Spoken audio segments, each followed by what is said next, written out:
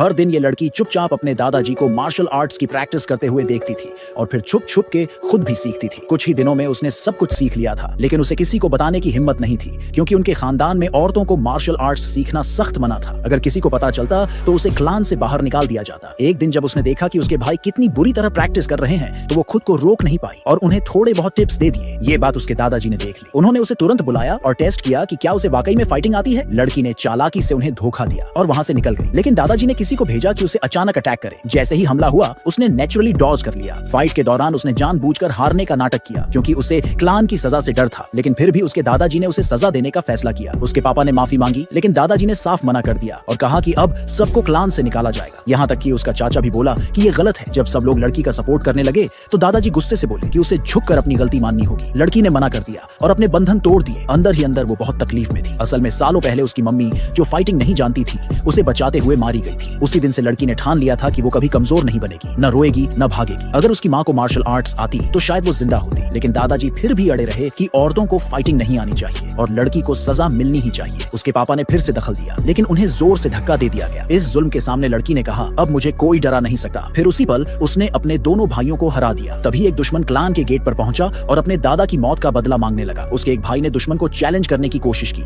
लेकिन जल्दी ही हार गया। तब दुश्मन ने नया चैलेंज दिया, अगर दादाजी हारते हैं तो पूरा क्लान बाहर निकाल दिया जाएगा। दादाजी को पूरा भरोसा था, उन्होंने चैलेंज एक्सेप्ट कर लिया। फाइट के दौरान दुश्मन का बेटा सबको उकसाने लगा, बोलते हुए कि जो भी उससे हारेगा उसे जिंदगी भर मार्शल आर्ट्स करने का हक नहीं मिलेगा। लड़की सामने आना चाहती थी, लेकिन दादाजी ने उसे बहुत बुरी तरह झिड़क दिया और कहा कि वो फैमिली के लायक ही नहीं है। उसकी बातों से लड़की का दिल टूट गया। फिर उसका भाई रिंग में गया, लेकिन फिर से हार गया। अब तो दुश्मन इतना कॉन्फिडेंट हो गया कि बोला, एक नहीं दो लोग आओ एक साथ, लेकिन फिर भी वो दोनों आराम से हार गए। फिर लड़की का चाचा भी आगे आया, लेकिन वो भी कुछ सेकंड्स में हार गया। अब दुश्मन के बेटे ने डिमांड की कि दादाजी उसके सामने घुटने टेके। लड़की ये बेइज्जती देख नहीं पाई और बोली कि वो लड़ाई लड़ेगी। गुस्से में दादाजी ने उसे एक थप्पड़ मारा और कहा कि अब वो क्लान छोड़ दे। लेकिन लड़की को नहीं पता था कि उसके दादाजी अंदर से उसकी माँ की मौत का गिल्ट लेकर जी रहे थे और उन्होंने वादा किया था कि वो अपनी पोती और दामाद को प्रोटेक्ट करेंगे। अब खुद दादाजी ने दुश्मन को चैलेंज किया। थोड़ी देर तक उन्होंने अच्छे से फाइट की, लेकिन उम्र और बॉडी की हालत की वजह से हार गए। जब सब लोग उनकी तरफ भागे तो उन्होंने अपनी पोती से कहा, भाग जा। तभी लड़की को समझ आया कि दादाजी ने उसे दूर रखने की कोशिश इसलिए की थी ताकि वो उसे बचा सके। दुश्मन का बेटा अब सबको मजबूर करने लगा कि उसके सामने झुको। शॉकिंगली